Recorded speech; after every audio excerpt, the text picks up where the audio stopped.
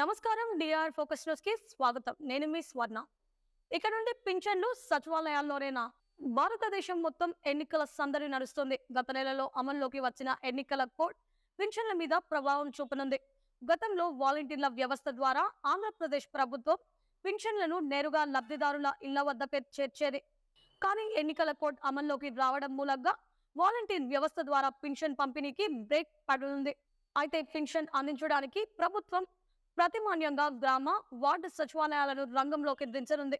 ఎన్నికల కోడ్ ఎత్తేసే వరకు, అంటే మరో 3 నెలల వరకు పింఛను గ్రామ వార్డు సచివాలయాల నుంచి పింఛన్లను పొందవలసి ఉంటుంది.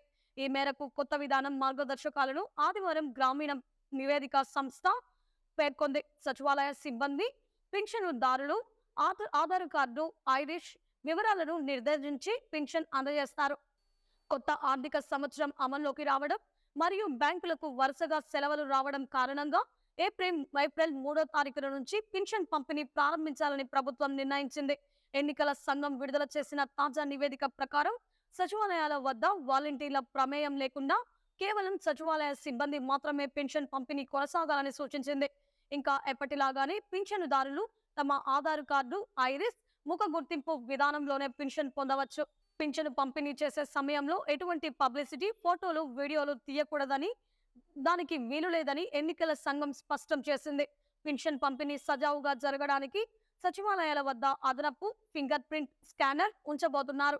సచివాలయాల వారీగా ప్రతిరోజు బ్యాంకుల నుంచి ఎంత నగదు తీసుకున్నారనే వివరాలను మండల ఎంపీడీఓలు, మున్సిపల్ కమిషనర్లకు నివేదిక అందించవలసి ఉంటుంది.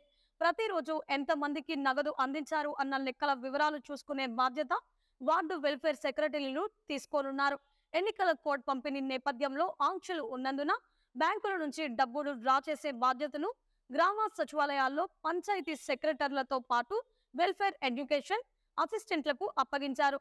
ఈ వీడియో మీకు నచ్చినట్లయితే లైక్ చేయండి. మరిన్ని లేటెస్ట్ న్యూస్ కోసం మా ఛానల్ ని సబ్స్క్రైబ్ చేసుకోండి. ఈ వీడియోపై మీ అభిప్రాయాన్ని కామెంట్ రూపంలో తెలియజేయండి.